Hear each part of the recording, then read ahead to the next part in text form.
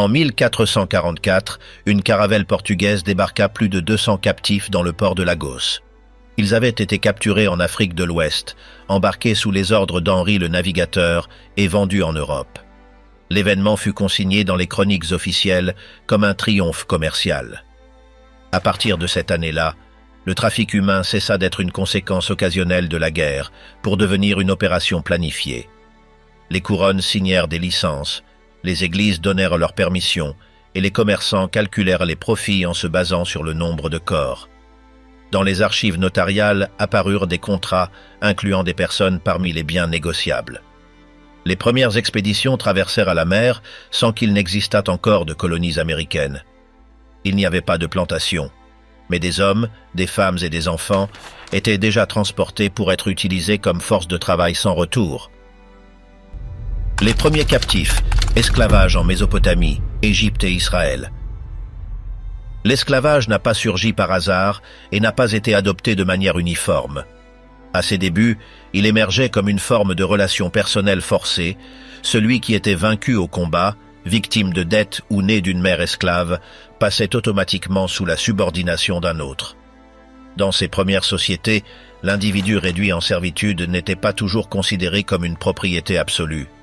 Parfois, il conservait certains droits ou pouvait retrouver sa liberté, bien que sous des conditions échappant à son contrôle. Ce modèle variait selon le lieu et la période. Dans les terres du Tigre et de l'Euphrate, les tablettes d'argile offrent des preuves concrètes de la manière dont ces relations se sont développées. En Sumer, l'esclavage était déjà un phénomène connu depuis le 3e millénaire avant notre ère. Là-bas, les esclaves pouvaient être des hommes, des femmes ou des enfants, et leur provenance incluait des prisonniers, des endettés ou des personnes achetées sur des marchés locaux ou étrangers. Ils étaient employés comme travailleurs domestiques, assistants agricoles ou artisans.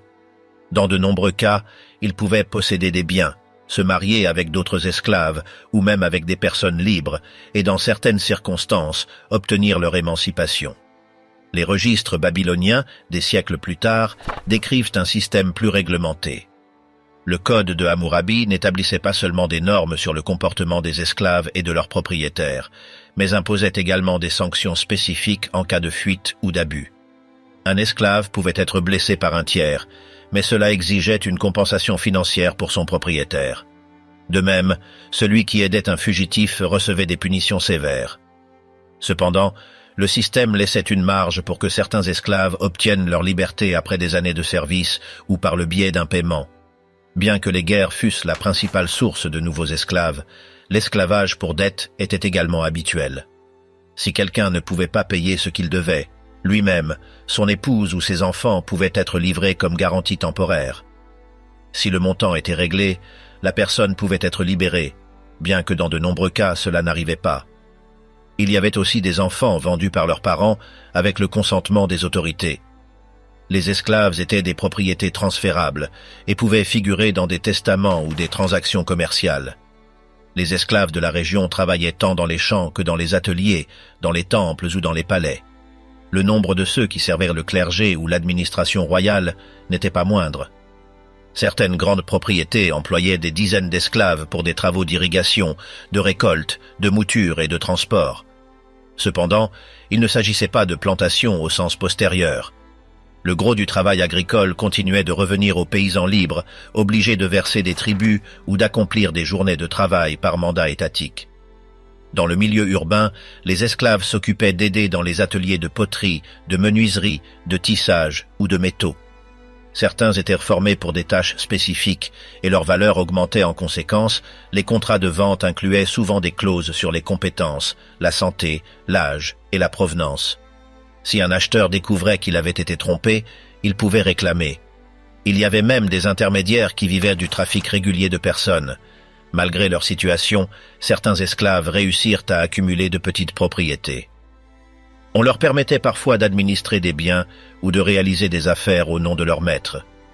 Certains devinrent même des superviseurs d'autres travailleurs. Les femmes esclaves, en particulier, pouvaient être forcées de procréer avec leurs propriétaires.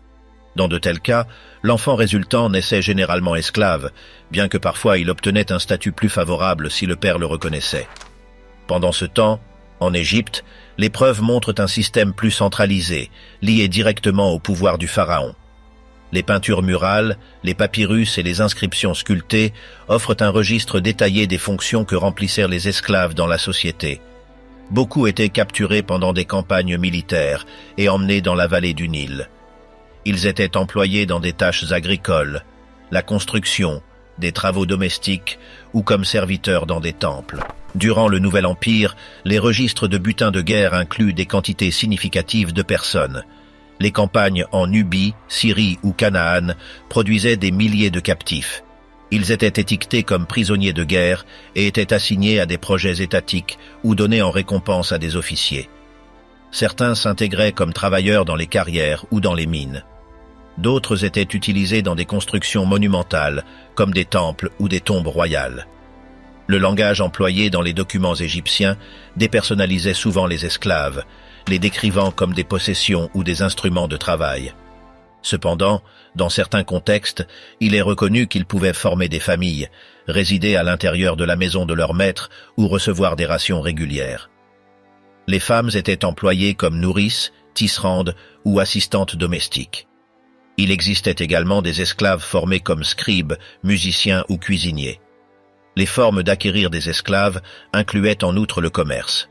Des marchands locaux ou étrangers emmenaient des personnes capturées ou vendues dans leur région natale. Les transactions se réalisaient par troc ou paiement avec des métaux, du bétail ou du grain. Les registres fiscaux montrent que les esclaves étaient considérés comme partie de l'inventaire du foyer ou du temple, et leur quantité affectait les impôts ou contributions requis. À la différence de la Mésopotamie, en Égypte, l'esclavage n'était pas codifié avec autant de précision, le système se basait plus sur la coutume et le contrôle de l'appareil étatique. Il n'y a pas de preuve qu'il existait des lois détaillées sur les fuites, les punitions ou la rédemption, bien que les documents mentionnent des situations dans lesquelles un esclave pouvait être transféré, hérité ou libéré par décision du propriétaire. Dans certains cas, la loyauté ou les années de service motivèrent l'émancipation. Le récit hébreu sur l'esclavage en Égypte offre une perspective distincte, centrée sur l'expérience d'un peuple soumis. Selon les textes traditionnels, les Israélites furent forcés de travailler à la construction de villes-entrepôts. Ils sont décrits accomplissant des tâches de maçonnerie, de fabrication de briques et de transport de matériaux. La narration met en évidence la souffrance collective et la dureté des contremaîtres égyptiens. À un moment central du récit apparaît la figure de Moïse, qui mène une sortie massive du peuple asservi. L'histoire transmet l'idée d'une intervention divine, bien que le contexte historique réel ne soit pas documenté en dehors des textes religieux. Même ainsi, l'épisode reflète la valeur symbolique de la liberté dans la mémoire culturelle d'une communauté. Cette expérience serait citée pendant des siècles comme justification éthique contre l'esclavage. Dans le monde hébreu, l'esclavage ne disparut pas. Les Israélites eux-mêmes maintenaient aussi des esclaves, tant d'origine étrangère que parmi leurs compatriotes appauvris. Le livre de l'Exode et le Deutéronome contiennent des normes sur le traitement envers les serviteurs. Une période de service de 6 ans était établie, après laquelle l'esclave devait être libéré, sauf s'il décidait de rester volontairement. Dans ce cas, il était marqué avec un poinçon à l'oreille comme signe de permanence. Il y avait des lois qui interdisaient de maltraiter les esclaves et d'autres qui établissaient des compensations en cas de blessure. Si un maître frappait son esclave jusqu'à le tuer, il pouvait être puni. S'il lui endommageait un œil ou une dent, il devait le laisser libre. Il était également requis de traiter de manière différente les esclaves hébreux et les étrangers. Les premiers pouvaient être rachetés, tandis que les seconds restaient comme propriété permanente. Les prophètes dénoncèrent parfois les abus, et certains leaders religieux insistaient sur le respect de la dignité de tous. Cependant, la pratique ne fut pas abolie. Les guerres, les dettes et le commerce continuèrent d'alimenter l'esclavage. Les registres indiquent que les femmes esclaves étaient utilisées comme concubines, et les enfants nés de ces unions étaient incorporés au foyer comme serviteurs. Avec ces antécédents, l'esclavage resta enraciné dans les structures sociales et juridiques du Proche-Orient. Les civilisations du croissant fertile, de la vallée du Nil et de l'ancien Israël établira les modèles initiaux de cette institution, qui serait plus tard repris par la Grèce et Rome, avec de nouvelles formes de contrôle, de commerce et de résistance. Le monde grec sous l'ombre du pouvoir. Dans les histoires anciennes sur Ulysse, les références aux serviteurs accomplissant diverses tâches dans l'environnement domestique ne manquent pas. De ceux qui allumaient des feux, préparaient des bains ou apportaient des manteaux, jusqu'à ceux qui nettoyaient, cuisinaient ou divertissaient les convives. On mentionnait également des esclaves femmes qui accompagnaient l'épouse du roi ou qui partageaient la couche du maître. Même les enfants d'esclaves naissaient dans ce même environnement, étant aussi propriétés. Dans ces récits, il est clair que tous les domestiques ne jouissaient pas de la confiance. Certains pouvaient trahir leur maître ou lui manquer de respect, et les représailles étaient courantes. Les narrations anciennes ne montraient aucune sympathie à leur égard. La punition ou l'exécution était toujours latente s'ils s'écartèrent de leurs devoirs. Lorsque les cités-États grecques commencèrent à s'établir hors de la mer Égée, le nombre d'esclaves augmenta en proportion directe avec le pouvoir politique et militaire. Les colonies qui surgirent de l'Asie mineure jusqu'à la Sicile et le sud de l'Italie servirent de point d'expansion pour obtenir des esclaves à travers des conflits armés, des incursions ou le commerce. Plus la domination grecque s'étendait, plus les prisonniers de guerre se transformaient en force de travail. Les esclaves alimentaient tant l'agriculture que les besoins domestiques, étant distribués dans les foyers, les champs et les ateliers. Leur existence devint une composante fixe de l'ordre économique. Durant les guerres entre cités rivales ou contre des ennemis étrangers, la capture de personnes était l'une des formes les plus habituelles d'acquérir des esclaves. Parfois, des villages entiers étaient pris. À d'autres occasions, on sélectionnait des jeunes hommes forts ou des jeunes femmes, séparant les familles. Les capturés étaient enchaînés et conduits au marché ou vendus directement aux plus offrants. Beaucoup de soldats considéraient cela comme une partie de leur solde. Certains prisonniers étaient retenus par les généraux comme esclaves personnels. La guerre devint une voie efficace pour s'assurer de la main-d'œuvre sans payer de salaire. Dans la ville d'Athènes, par exemple, on pouvait trouver des esclaves dédiés à la fabrication de pain, à la taille de la pierre ou au montage de structures publiques à Sparte. Les ilotes étaient obligés de travailler la terre, produisant le nécessaire pour soutenir la classe militaire dominante. Ces travailleurs n'étaient pas des esclaves au sens classique, mais ils n'étaient pas libres non plus. Le contrôle sur eux était rigide et les rébellions étaient punies avec dureté. Dans d'autres régions, les esclaves pouvaient se consacrer à la culture des oliviers ou au travail dans des carrières dépendant de l'économie locale. Le système exigeait de maintenir un équilibre entre le nombre d'esclaves et leur supervision. Bien que tous les propriétaires ne fussent pas cruels, la désobéissance se payait souvent par des châtiments physiques. L'usage de fouets ou de fer n'était pas inhabituel. Dans les plus grands ateliers, les esclaves étaient regroupés par métier et surveillés de près. Ceux qui démontraient des compétences spéciales pouvaient être formés comme artisans ou scribes, mais ils restaient toujours sous la propriété d'un autre. Les possibilités d'obtenir la liberté étaient minimes et, dans de nombreux cas, seulement accessibles par le biais de paiements impossibles à couvrir. Les aliments livrés aux esclaves n'étaient pas abondants. Du pain rassis, des oignons ou des légumes secs cuits faisaient partie du menu habituel. Parfois, on leur assignait des portions d'huile ou de vin de basse qualité. Occasionnellement, ceux qui travaillaient dans des zones urbaines pouvaient obtenir des restes de marché ou des surplus. Mais en général, l'alimentation reflétait leur statut subordonné. La faim et la fatigue faisaient partie du quotidien. Malgré les privations, on s'attendait à ce qu'ils accomplissent leurs tâches avec diligence. La pensée grecque ne voyait pas de contradiction entre l'existence d'esclaves et l'idée de liberté pour les citoyens. Tandis qu'un nombre limité d'hommes jouissait de droits politiques et d'autonomie personnelle, la grande majorité des habitants vivaient sous dépendance. Les philosophes reconnaissaient cette disparité, bien que certains tentaient de la justifier. Aristote, par exemple, soutenait que certaines personnes naissaient pour obéir, et que, par conséquent, l'esclavage était naturel pour elles. Cette vision renforçait la structure sociale en vigueur et légitimait le contrôle absolu des uns sur les autres. Dans les discours publics ou dans les œuvres théâtrales, les esclaves apparaissaient souvent comme des figures secondaires. Leurs voix étaient minimes ou déformées. Ils n'étaient pas présentés comme des individus avec une histoire, mais comme des rouages du fonctionnement général. Malgré cela, leur présence était constante. Dans les recensements, dans les lois et dans les représentations quotidiennes, les esclaves étaient toujours comptabilisés comme faisant partie du patrimoine. Certains citoyens aisés pouvaient en posséder des dizaines, d'autres, même plus de 100. La naissance d'un esclave ne changeait pas sa condition. Les enfants héritaient du statut de leur mère et étaient élevés pour servir dès leur plus jeune âge. Certains étaient formés à des tâches spécifiques, d'autres exécutaient simplement des travaux répétitifs. Dans de nombreux cas, la mort par épuisement ou maladie survenait avant d'atteindre la maturité. Les conditions d'hygiène, de repos et de soins médicaux étaient presque inexistantes. Même ainsi, le système se maintenait par l'abondance de nouveaux capturés et par la reproduction forcée à l'intérieur des maisons. En période de crise politique ou militaire, certains propriétaires accordaient la liberté à leurs esclaves en échange de loyauté ou de services armés. Cependant, cette concession n'impliquait pas toujours une intégration sociale. Les affranchis continuèrent de faire face à des barrières légales, à la discrimination et à la précarité. Bien qu'ils ne fussent plus propriétés, leur position restait marginale. Parfois, on leur assignait des tâches similaires à celles qu'ils accomplissaient comme esclaves, mais avec un contrôle physique moindre. La liberté ne garantissait pas une vie digne. Les cités grecques tenaient des registres et des lois qui régulaient l'utilisation des esclaves.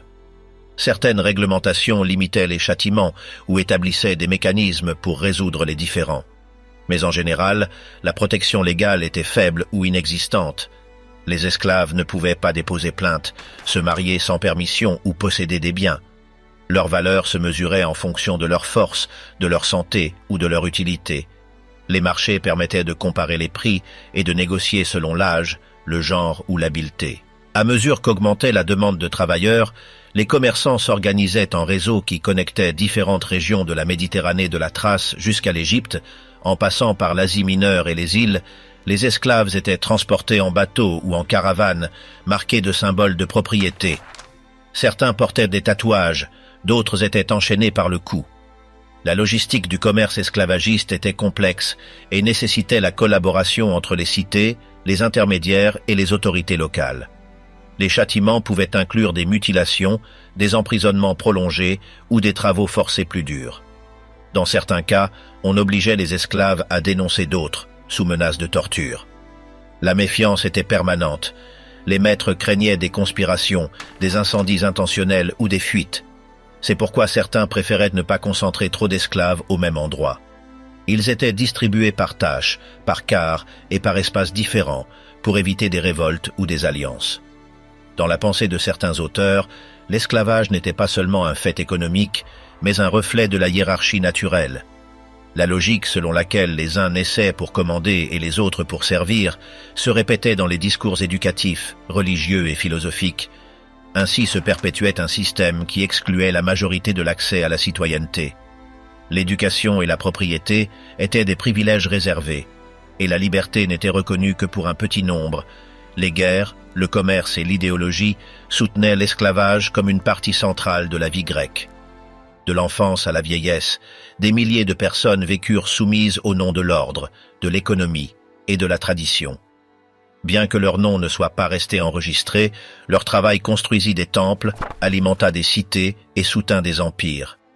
Cette réalité, documentée dans les lois, les récits et les recensements, montre le rôle essentiel qu'ils jouèrent dans l'une des civilisations les plus étudiées de l'histoire. Rome, l'empire construit avec des corps. Rome commença son ascension comme puissance militaire, alors qu'elle était encore un petit État agricole au centre de la péninsule italique. À mesure que ses conquêtes s'étendaient, la quantité de prisonniers qui tombaient sous son contrôle, transformés en main-d'œuvre sans droit, augmentait également. L'esclavage devint l'un des piliers de sa croissance politique et économique.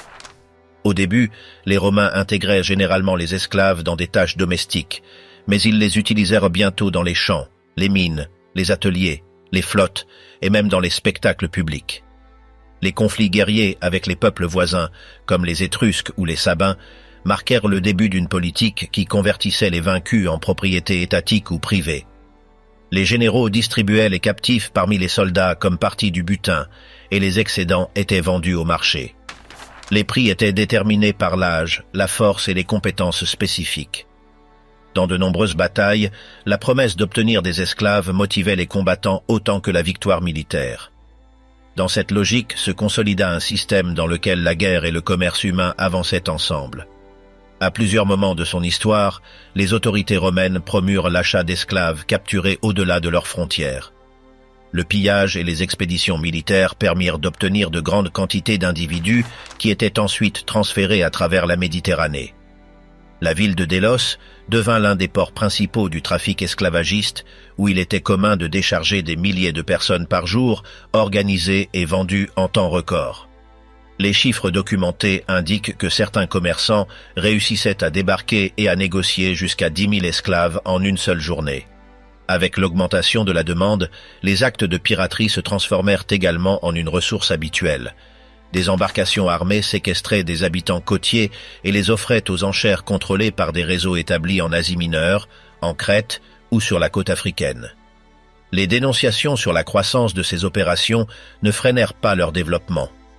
Beaucoup de citoyens romains non seulement toléraient, mais finançaient discrètement ces attaques parce qu'elles approvisionnaient le marché interne en main-d'œuvre bon marché. Pour plusieurs sénateurs et aristocrates, les pirates étaient des fournisseurs utiles. Dans la capitale de l'Empire, les commerçants les plus prospères géraient des boutiques spécialisées et exposaient les esclaves comme s'ils étaient des marchandises. Les acheteurs parcouraient les étals pendant que les vendeurs informaient de l'âge, de l'origine, des compétences et de l'état physique de chaque personne en vente. Certains étaient offerts comme aptes pour des tâches domestiques, d'autres pour travailler aux champs ou dans les mines, et certains étaient promus comme éducateurs ou musiciens. Le traitement était plus proche de celui d'une vente aux enchères de bétail que d'un échange humain. Les enfants et adolescents avaient souvent des prix plus élevés s'ils montraient de l'obéissance ou des aptitudes particulières. À l'intérieur de Rome et de ses provinces, les esclaves étaient distribués selon les besoins de production. Beaucoup étaient envoyés aux ateliers de poterie, de ferronnerie ou de fabrication de tissus. D'autres étaient transférés aux mines d'or, de sel ou de cuivre, où les conditions étaient mortelles. On les enchaînait en groupes de travail, on leur assignait des quarts étendus sous terre, et on leur restreignait l'accès aux aliments ou à l'eau en dehors de l'horaire imposé. Ceux qui montraient des signes d'épuisement ou de maladie étaient remplacés sans autre formalité. Les accidents ou les décès n'engendraient pas de responsabilité légale pour le propriétaire. L'agriculture aussi se maintenait grâce au travail esclave. Les grandes propriétés rurales, connues comme latifundia, concentraient des centaines de travailleurs capturés lors des campagnes guerrières. On leur assignait des zones de semailles, de taille, de récolte ou de labour, et ils vivaient dans des structures basiques sous surveillance constante. Leurs horaires étaient marqués par la lumière solaire, et le châtiment pour non-respect était appliqué avec des fouets, des chaînes ou la privation d'aliments. Dans les zones où la surveillance militaire était rare, les propriétaires engageaient des surveillants armés pour maintenir le contrôle. Une fraction spécifique des esclaves était utilisée comme divertissement. Dans les cirques et les colisées, beaucoup étaient obligés de s'affronter entre eux ou contre des animaux sauvages. Les combats étaient organisés par des entrepreneurs qui achetaient des gladiateurs dans des écoles privées ou directement auprès des commerçants. Certains esclaves acquéraient une certaine célébrité s'ils survivaient à de multiples affrontements, mais ils restaient sous propriété d'autrui. La mort dans l'arène était vue comme partie du spectacle, et les corps étaient retirés sans cérémonie. La présence de ces combats était habituelle lors des festivités publiques organisées par les empereurs. Les registres sur la vie quotidienne des esclaves à Rome reflètent qu'il n'existait pas une seule expérience. Certains, spécialement ceux qui travaillaient à l'intérieur de foyers riches, pouvaient avoir accès à de la nourriture chaude, des vêtements propres et des routines stables. D'autres étaient utilisés comme assistants, cuisiniers ou aides des enfants du maître. Parfois, ces esclaves étaient instruits en lecture, calcul ou musique, si cela bénéficiait au maître. Cependant, cette situation représentait une minorité. La majorité vivait dans des conditions de promiscuité, mangeait des restes et était soumise à une routine sans repos. Il existait un processus légal pour obtenir la liberté, bien qu'il ne fût pas accessible à tous. La manumission pouvait être accordée par décision du propriétaire, par l'achat de la liberté avec des économies accumulées ou par des actes de service considérés comme précieux. Les esclaves libérés, connus comme affranchis, pouvaient obtenir une citoyenneté limitée et travailler comme artisans, commerçants ou même fonctionnaires mineurs. Même ainsi, beaucoup maintenaient une relation de dépendance avec leur ancien maître, qui conservait certains droits sur eux et leurs descendants. Dans certains cas, les affranchis enrichis acquéraient leurs propres esclaves. Dans différentes régions de Sicile, des rébellions menées par des milliers d'esclaves qui s'échappaient de leurs propriétaires furent documentées. Ces groupes armés formèrent des campements et attaquèrent des propriétés agricoles, ajoutant de nouveaux membres à leur cause. Les autorités envoyèrent des troupes pour étouffer les soulèvements, mais la répression ne fut pas immédiate. Pendant des années, certaines de ces bandes réussirent à contrôler de vastes zones rurales. L'expérience de ces foyers de résistance marqua une alerte au Sénat, qui commença à légiférer des restrictions plus strictes sur les déplacements et les rassemblements d'esclaves. Le soulèvement le plus mémorable fut mené par un ancien gladiateur appelé Spartacus. En l'an 73 avant Jésus-Christ, il organisa une fuite massive depuis une école de combat à Capoue, au sud de l'Italie des centaines, puis des milliers d'esclaves armés d'outils agricoles et d'armes volées se joignirent à lui. Ils transformèrent leur groupe en une force mobile qui vainquit plusieurs unités romaines envoyées pour les arrêter. Pendant 2 ans, ils se déplacèrent sur différents territoires, libérant ceux qu'ils rencontraient et affrontant l'armée impériale. Le Sénat ordonna de mobiliser des légions complètes pour écraser la rébellion. Finalement, le général Marcus Licinius Crassus réussit à acculer le groupe dans la zone sud de la péninsule. Après une série de combats, Spartacus mourut au combat et ses partisans furent capturés. L'exécution de 6000 prisonniers fut ordonnée, qui furent crucifiés le long de la Via Appia, entre Capoue et Rome. Cette répression fut conçue comme un avertissement public. À partir de ce moment, les mesures de contrôle sur la population esclave s'intensifièrent et la concentration de grands groupes sans autorisation fut interdite. Même ainsi, la tension entre les maîtres et les soumis ne disparut jamais complètement. Moyen Âge, de l'esclave au serf. Dans les premiers siècles après l'effondrement de l'Empire romain, l'esclavage n'a pas disparu, mais il a changé. En Europe occidentale, la figure du serf a pris la place de l'esclave, bien que de nombreuses conditions soient restées similaires. Le terme serf a commencé à être utilisé fréquemment dans les documents légaux, remplaçant peu à peu celui d'esclave. Cependant, cela ne signifiait pas toujours une amélioration de leur situation. Certains serfs étaient attachés à la terre, sans pouvoir l'abandonner, et le propriétaire du terrain avait un contrôle sur leur vie. Dans la péninsule italique, en France et en Allemagne, de nombreux esclaves hérités de l'ordre romain furent considérés comme des serfs. Ils ne furent pas autorisés à partir, et la terre où ils travaillaient restait entre les mains de seigneurs puissants. Cette transformation fut davantage un changement de terme juridique qu'une amélioration réelle. L'Église chrétienne contribua au nouveau vocabulaire, encourageant l'idée que tous les hommes étaient égaux devant Dieu, bien que la pratique maintint de profondes différences sociales. Le concept de servitude s'accordait mieux avec la vision chrétienne que l'esclavage direct, bien que la domination totale que les seigneurs exerçaient sur ceux qui travaillaient leurs terres ne fut pas éliminée. Tout au long du Moyen Âge, le serf resta attaché à un village spécifique. En vendant une propriété, le nouveau propriétaire héritait non seulement de la terre, mais aussi de ceux qui la cultivaient. Certains registres parlaient d'hommes sujets à la glèbe, qui ne pouvaient ni déménager ni refuser de travailler. À de nombreuses occasions, le seigneur pouvait exiger des paiements ou des services personnels, comme réparer des chemins, ramasser du bois ou livrer une partie de la récolte. Bien qu'il existât une distinction formelle entre esclaves et serfs, dans la vie quotidienne cette ligne était difficile à tracer. En Angleterre, le terme « vilain » devint courant. Les vilains étaient des personnes qui travaillaient des parcelles assignées à l'intérieur d'une propriété féodale. Ils n'étaient pas libres d'abandonner leurs terres, et leurs seigneurs pouvaient leur imposer diverses charges. Ils ne pouvaient pas se marier sans permission, ni vendre du bétail sans autorisation. S'ils commettaient une faute, ils étaient jugés par des tribunaux contrôlés par leurs maîtres. Malgré cela, ils avaient des droits de base sur la terre qu'ils cultivaient, et certains réussissaient à améliorer leur situation économique avec le temps. Dans certains cas, ils pouvaient même acheter leur liberté ou hériter de leurs parcelles, à condition que le seigneur le permît. En Scandinavie, la figure du thrall représentait ceux qui vivaient sous l'esclavage domestique ou rural. Les thralls étaient considérés comme propriété et pouvaient être vendus ou offerts en cadeau. Dans les lois des royaumes nordiques, on établissait des prix pour leur vente, des châtiments pour ceux qui aidaient un thrall à fuir et des procédures pour en libérer un. Les sagas mentionnent des cas où ces individus étaient enterrés à côté de leur maître ou sacrifiés lors de rituels. Dans certains foyers, la femme esclave était utilisée comme servante, nourrice ou concubine, et ses enfants héritaient de la condition d'esclave. Avec la conversion au christianisme, les lois scandinaves commencèrent à limiter certains abus, bien que l'esclavage persista pendant des siècles. Dans le sud de l'Europe, le commerce d'esclaves ne cessa pas pendant le Moyen Âge. Dans les zones de contact entre chrétiens et musulmans, comme la péninsule ibérique, le trafic de captifs fut constant.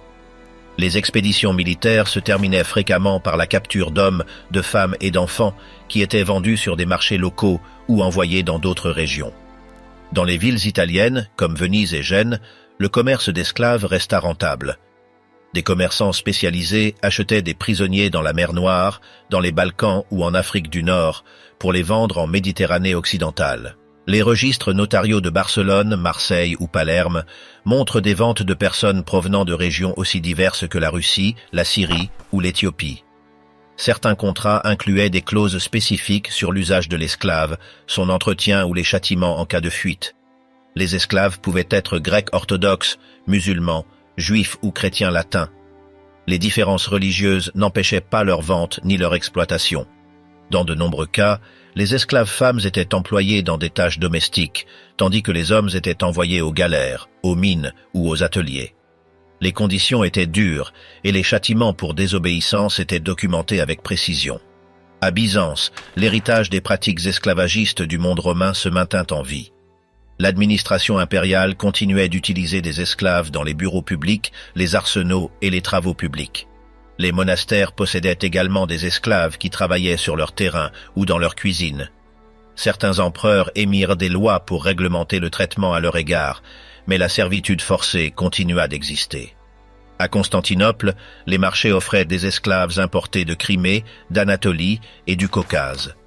L'Église byzantine ne condamnait pas l'esclavage, bien qu'elle demandât la charité envers ceux qui en souffraient.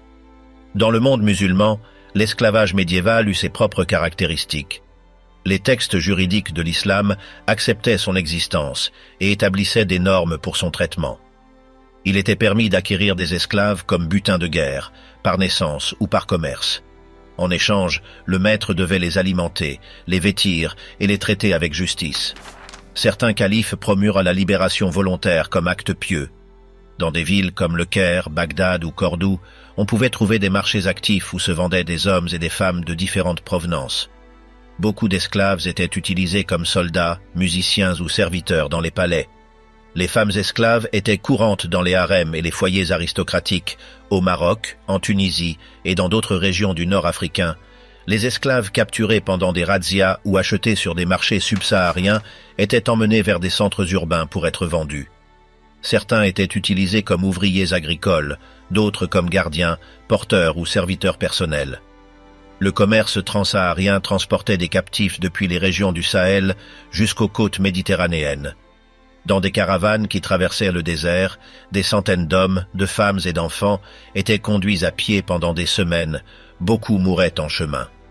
Ceux qui survivaient étaient distribués dans les villes, où les acheteurs négociaient avec des intermédiaires spécialisés.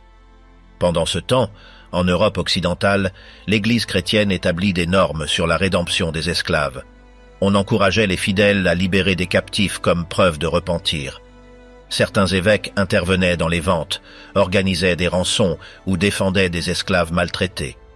Cependant, il ne fut pas proposé d'éliminer le système dans son intégralité. La législation canonique reconnaissait l'esclavage comme un fait existant et permettait que les monastères ou cathédrales possèdent des esclaves, à condition que certaines exigences fussent remplies. Certains documents montrent des clercs qui donnaient des esclaves dans leur testament ou qui les utilisaient comme personnel de service. Dans les zones frontalières, comme le sud de l'Italie ou la péninsule ibérique, les guerres entre chrétiens et musulmans généraient un flux constant de captifs. Les ordres militaires chrétiens, comme les hospitaliers ou les templiers, participaient activement à ce commerce.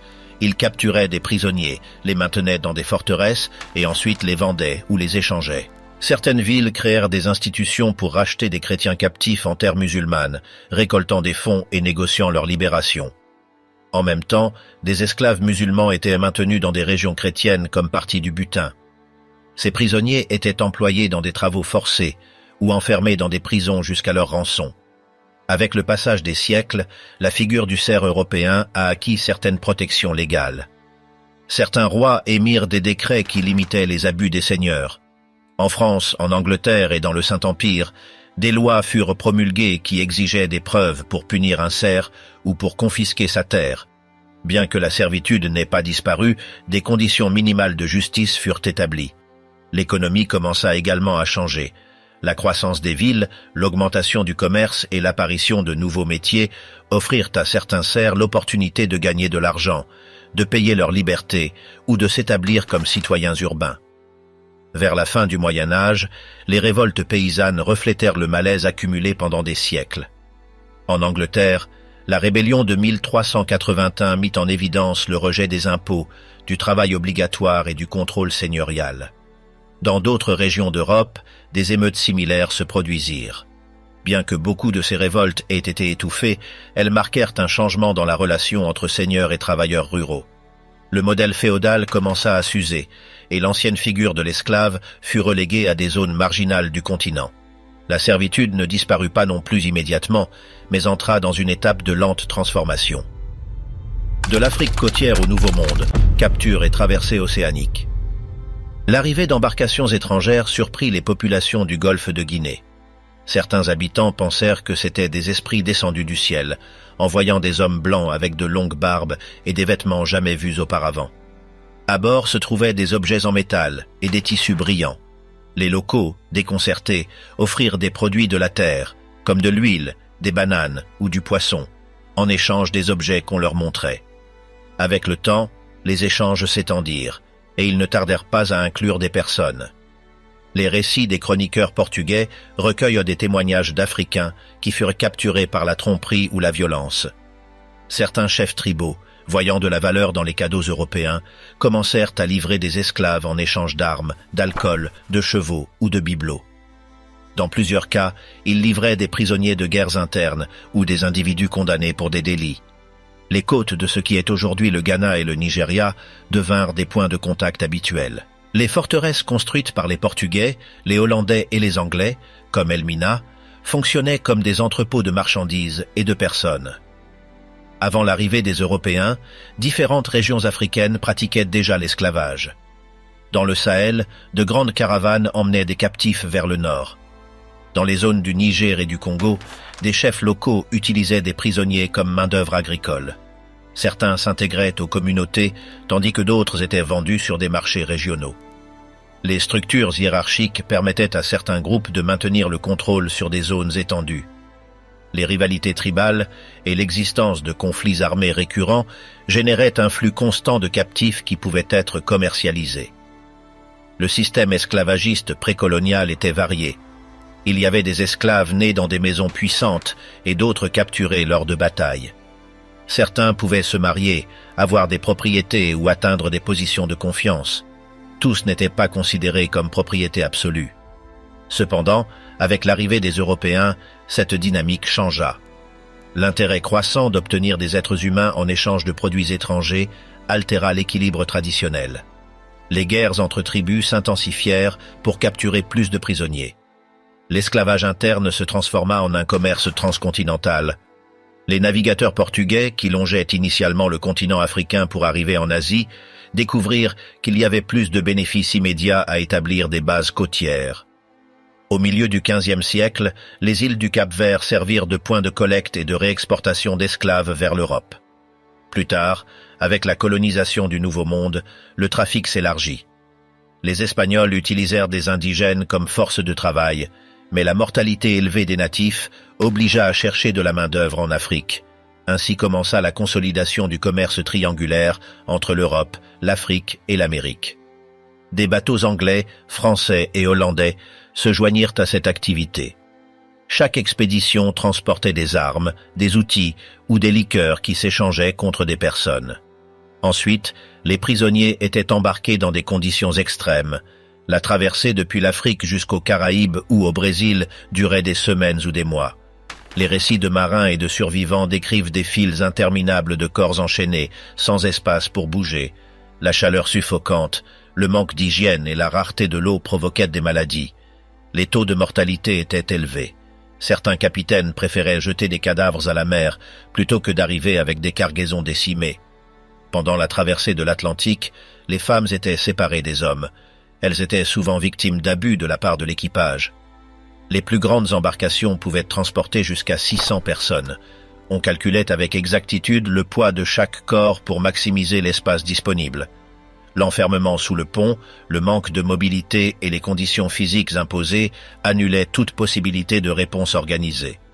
Malgré cela, il existe des témoignages dispersés sur des tentatives de résistance, rapidement neutralisées par l'équipage. Le soi-disant « passage du milieu » fut une expérience traumatisante pour des millions de personnes. La charge humaine était traitée comme de simples marchandises.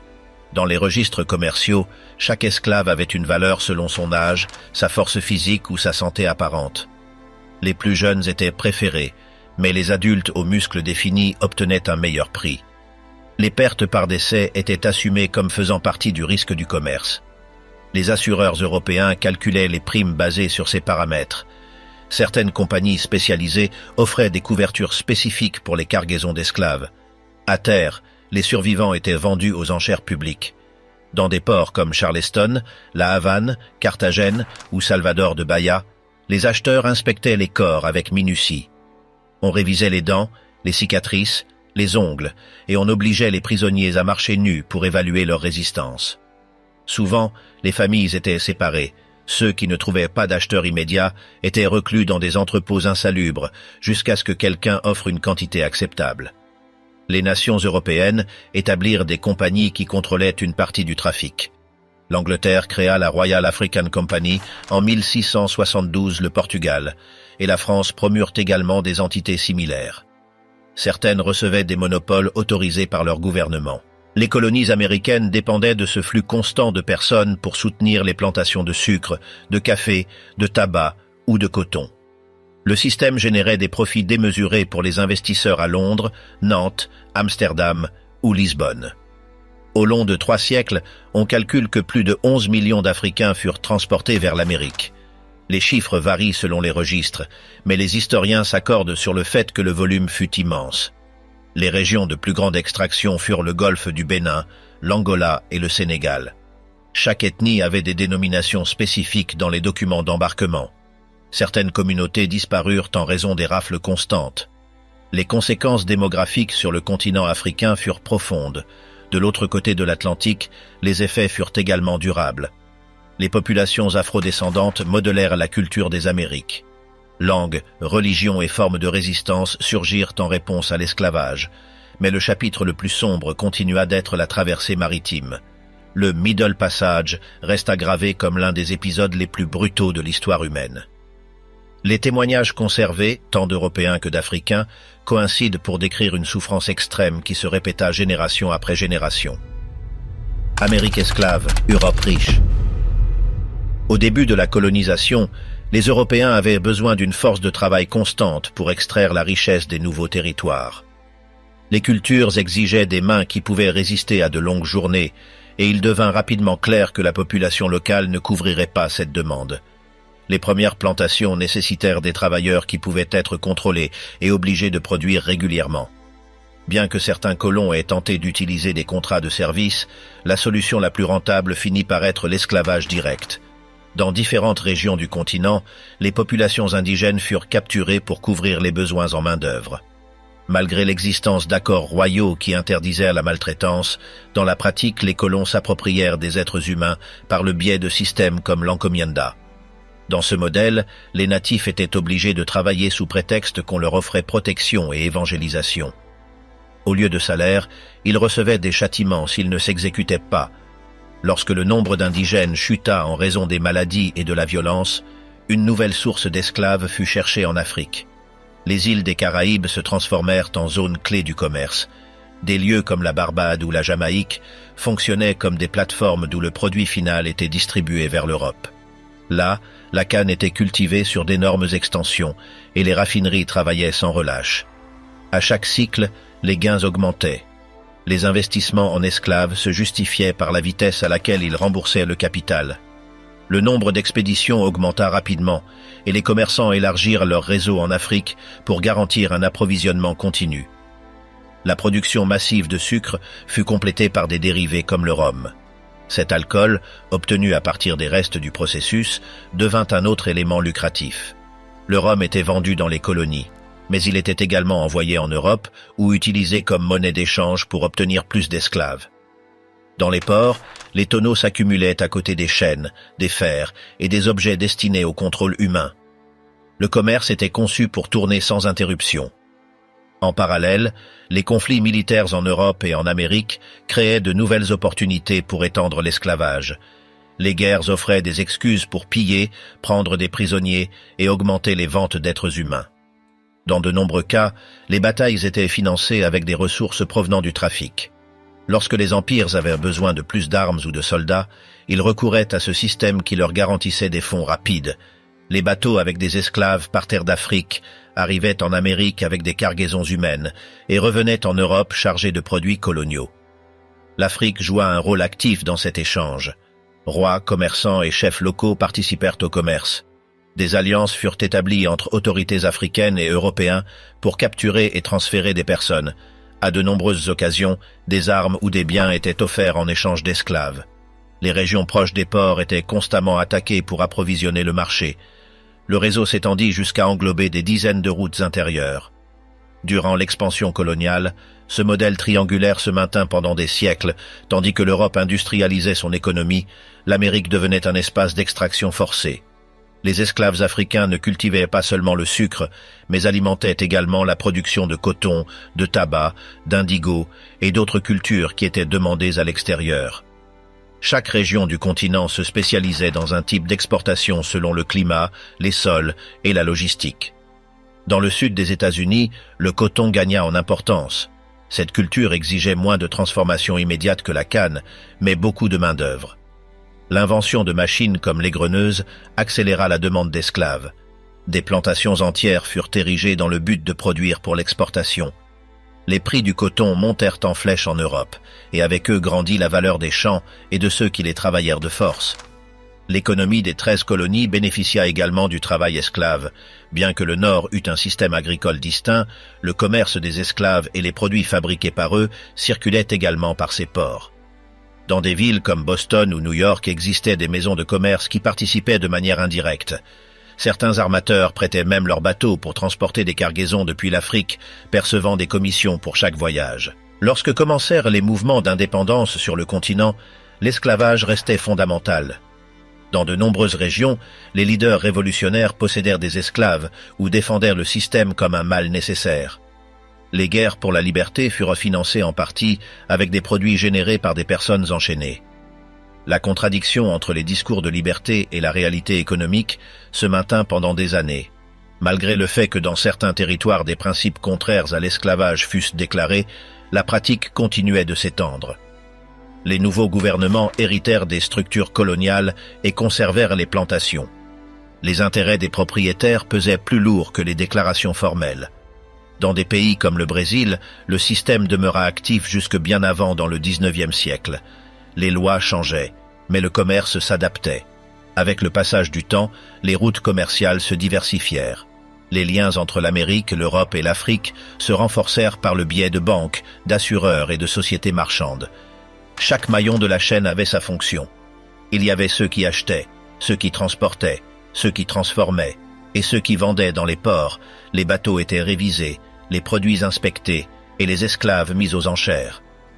Les bénéfices que généraient les produits coloniaux finançaient des industries, des armées et des réseaux commerciaux. Les consommateurs en Europe ignoraient l'origine du sucre qui édulcorait leurs boissons ou du coton de leurs vêtements.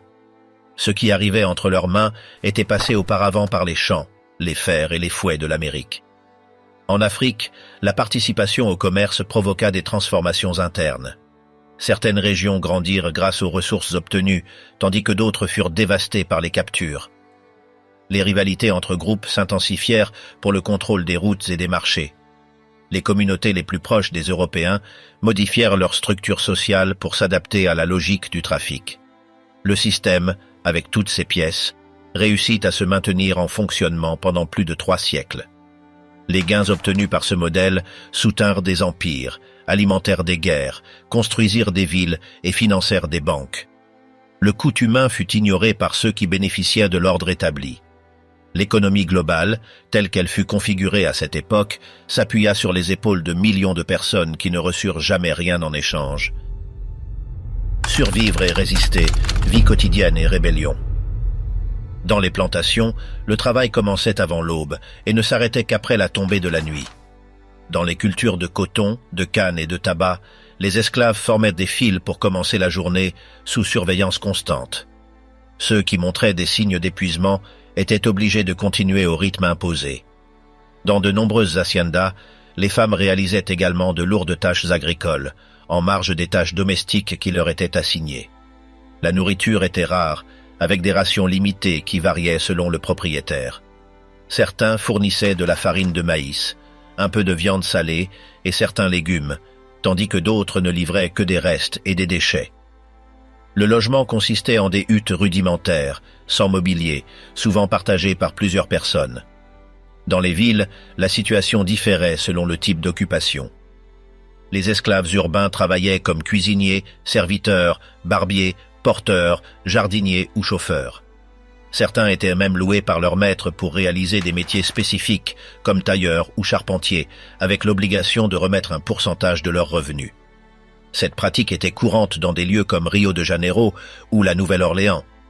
La mobilité dans les environnements urbains permettait, parfois, une plus grande interaction entre esclaves et personnes libres, ce qui générait de nouvelles formes d'organisation et de résistance. Le cadre légal soutenait ce commerce humain. Les lois esclavagistes permettaient le châtiment corporel, l'enfermement et l'exécution sans besoin de jugement formel. Dans beaucoup de colonies britanniques, le propriétaire avait la faculté d'appliquer des coups de fouet pour désobéissance, et certains codes autorisaient même la mutilation. En Virginie, une loi de 1669 exemptait de responsabilité pénale les maîtres si un esclave mourait pendant un châtiment. La peur des représailles empêchait beaucoup d'essayer de s'échapper, bien que certains le fassent malgré le risque. Les routes d'évasion se multiplièrent avec le temps. Aux États-Unis, la dénommée ligne de vie, ou Underground Railroad, aida des milliers de personnes à atteindre des zones libres. Le long de sentiers clandestins, des personnes noires libres, des Quakers et d'autres sympathisants fournissaient refuge, vêtements et orientation. Harriet Tubman, ancienne esclave qui s'échappa en 1849, devint guide de dizaines de fugitifs. Dans les Caraïbes, certains fugitifs rejoignaient des communautés de marrons, des groupes qui résistaient depuis les montagnes, comme ce fut le cas en Jamaïque et au Suriname. La résistance incluait également des actions internes. Dans certaines plantations, les esclaves sabotaient des outils, ralentissaient les tâches ou détruisaient des cultures pour nuire à la production. Certains feignaient des maladies, d'autres renversaient intentionnellement des produits ou altéraient le rythme de travail en groupe. Ces formes de lutte passive coexistèrent avec des rébellions ouvertes, comme celle menée par Gabriel en Virginie en 1800, ou celle de Nat Turner en 1831, qui laissa des dizaines de morts. Dans les Caraïbes, le soulèvement d'Haïti en 1791 se transforma en guerre, avec la figure de Toussaint Louverture à la tête. Les revendications pour la liberté prirent de la force sur différents fronts. En Angleterre, le mouvement abolitionniste réunit des signatures, publia des pamphlets et fit pression sur le Parlement. Thomas Clarkson et William Wilberforce menèrent des campagnes publiques, tandis que des figures comme Olaudah Equiano racontaient leurs expériences pour sensibiliser la population. En 1807, le trafic d'esclaves fut interdit dans l'Empire britannique. En Amérique latine, Simon Bolivar émit des décrets pour libérer les esclaves qui rejoindraient ses troupes aux États-Unis. Le débat s'intensifia dans la première moitié du XIXe siècle. La proclamation d'émancipation de 1863, signée par Abraham Lincoln, libéra les esclaves dans les États confédérés. Chaque région eut un processus distinct. Le Danemark fut le premier pays européen à déclarer illégal le commerce d'esclaves en 1792, bien que son application ait été retardée. En France, la Révolution de 1789 engendra des promesses qui furent ensuite révoquées par Napoléon, jusqu'à ce que l'esclavage fût définitivement aboli en 1848. Le Brésil, dernier pays d'Amérique à l'éradiquer, ne le fit qu'en 1888. La liberté, cependant, n'impliqua pas l'égalité immédiate. Beaucoup d'affranchis restèrent sans terre ni protection légale. Dans certains cas, les anciennes plantations continuèrent d'employer les ex-esclaves sous des systèmes précaires. Bien que le système ait changé, les conditions de vie ne le firent pas automatiquement. L'abolition n'effaça pas le passé, mais marqua un nouveau départ. Les registres légaux, les témoignages oraux et les mémoires des survivants permirent de reconstruire l'histoire à partir de l'expérience directe. Les noms des commissaires-priseurs, les dates des décrets, les lieux des fuites et les routes clandestines restèrent documentés dans les archives judiciaires, les journaux personnels et les chroniques d'époque. Chaque document révéla un fragment de cette lutte qui, avec le temps, cessa d'être silencieuse. Esclaves s'enchaînent. Au cours du XXe siècle, plusieurs puissances ont imposé le travail obligatoire dans des régions conquises. Dans les domaines allemands de l'Afrique de l'Est, ceux qui refusaient de rejoindre les bataillons forcés étaient traités comme des ennemis. Les Britanniques ont utilisé des travailleurs de l'Inde dans des campagnes de guerre et ont exigé le transport manuel d'armes par des Africains. La France, de son côté, a transféré de ses colonies des milliers d'ouvriers pour travailler en Afrique du Nord, sans salaire ni possibilité de retour. En Angola, sous contrôle portugais, des milliers d'hommes étaient envoyés dans les plantations sans aucune rétribution. Dans tous ces territoires coloniaux, les puissances européennes déclaraient ouvertement que le travail obligatoire était exercé par des nécessités économiques et administratives. Souvent, les lois internationales qui protégèrent le travailleur étaient ignorées sous des justifications militaires ou bureaucratiques. En Asie orientale, les Japonais ont imposé une forme d'esclavage avec des caractéristiques propres. Après l'occupation de la Corée, les autorités nippones ont introduit des mesures qui obligeaient une grande partie de la population à servir dans l'armée ou dans des usines.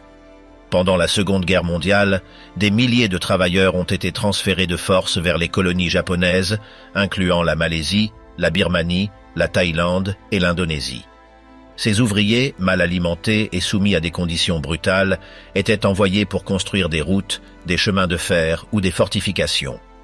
En Thaïlande et en Birmanie, le chemin de fer de 415 km fut construit en seulement 16 mois par plus de 60 000 prisonniers alliés et des dizaines de milliers d'Asiatiques recrutés. Plus de la moitié n'a pas survécu. Ce modèle de recrutement par la force, déguisé en mobilisation de main-d'œuvre, s'est étendu jusqu'à la fin du conflit. La Corée, sous occupation japonaise, a également souffert de la mobilisation de jeunes femmes vers des bordels militaires. Beaucoup d'entre elles furent forcées de servir les soldats comme femmes de réconfort.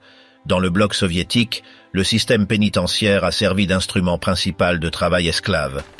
En Union soviétique, dès les premières années suivant la Révolution, des camps de détention ont été établis où les détenus étaient envoyés dans des mines, des chantiers routiers, des barrages et des lignes ferroviaires. À partir de 1930, l'administration centralisée de ce système fut confiée au NKVD, le commissariat de l'intérieur.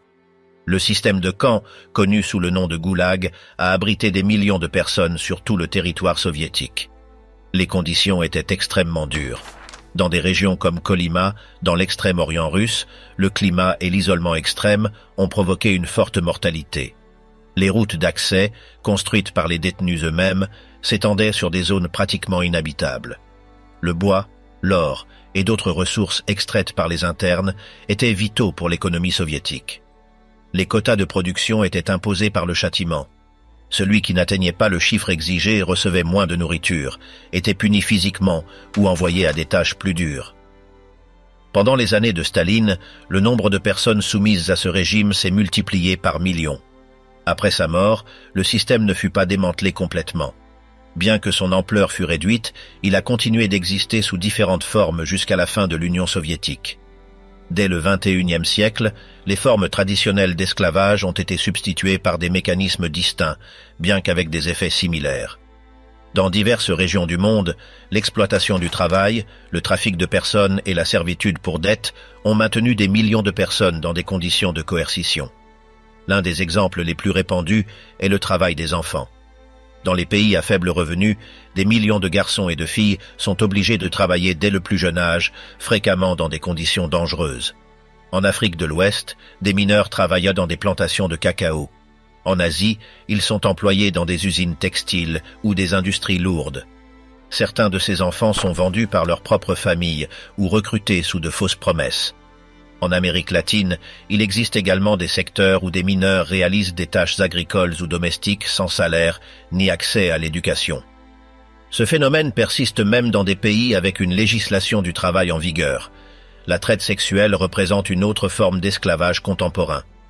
Dans diverses parties du monde, des femmes et des filles sont enlevées, trompées ou vendues à des réseaux qui opèrent des bordels, des clubs ou des maisons clandestines. Souvent, ces victimes traversent des frontières sans documents. Dans certains cas, elles sont transférées de zones rurales vers de grandes villes où on leur retire leur passeport et on leur interdit de sortir. Certaines sont obligées de consommer des drogues pour maintenir leur docilité. En Europe, des rapports documentent la présence de femmes originaires d'Afrique, d'Asie ou d'Europe de l'Est, travaillant sous contrainte. En Asie du Sud-Est, des réseaux d'exploitation sexuelle s'étendent sur plusieurs pays et utilisent la technologie pour recruter des victimes.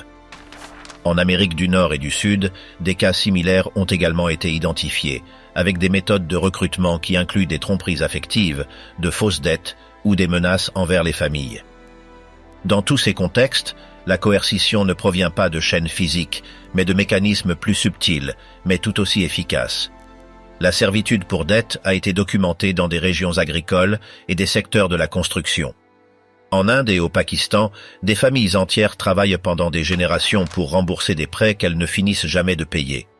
Les patrons contrôlent les paiements, les prix et les conditions de vie. Celui qui tente d'abandonner le lieu peut faire face à des menaces, à la violence ou à des représailles contre ses proches. En Asie du Sud-Est, des systèmes similaires ont été enregistrés dans l'industrie de la pêche. Certains travailleurs sont embarqués sans savoir qu'ils devront des années de service. En Amérique latine, l'exploitation par l'endettement a été identifiée dans des plantations, des mines illégales ou des zones sans présence étatique. Les mécanismes sont toujours similaires, contrats opaques, rétention de documents, surveillance armée ou isolement géographique. Bien qu'il existe des lois contre ces pratiques, elles ne sont souvent pas appliquées ou sont contournées par des autorités locales complices. Dans les pays les plus développés, des formes modernes d'esclavage ont également été enregistrées. Dans les zones urbaines d'Europe et d'Amérique du Nord, certaines personnes sont maintenues dans des logements où elles travaillaient comme serviteurs sans paiement ni liberté de mouvement. Dans certains cas, ces victimes ont été amenées d'autres continents avec des promesses d'emploi et d'éducation. Une fois à destination, on leur retire leur documentation et on les oblige à travailler de longues journées. Les témoignages parlent d'enfermement, de menaces et d'isolement. Aux États-Unis, il y a eu des dénonciations concernant des travailleuses domestiques dans des foyers diplomatiques. Certaines provenaient d'Asie ou d'Afrique et avaient été embauchées par le biais d'agences intermédiaires. Les conditions décrites incluaient un travail sans repos, l'interdiction de sortir et des salaires inexistants. Au Royaume-Uni, des cas similaires ont également été signalés, notamment au sein des communautés migrantes. Dans certains de ces cas, les victimes ont passé des années sans pouvoir s'échapper. Dans des contextes de conflit, l'esclavage a réapparu sous des formes plus explicites. Dans certains pays africains, des milices armées ont enlevé des personnes pour les utiliser comme combattants, cuisiniers ou esclaves sexuels. Certaines de ces victimes étaient mineures.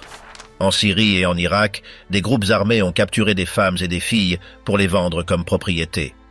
Certaines ont été marquées, mises aux enchères et transférées dans d'autres régions.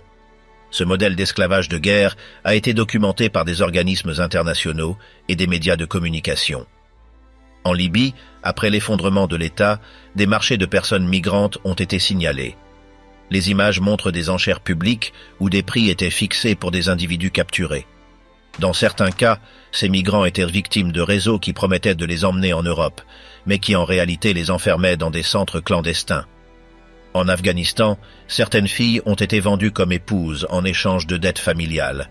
La violence et la guerre ont généré des conditions où l'esclavage réapparaît comme une stratégie de plus de contrôle et d'obtention de bénéfices.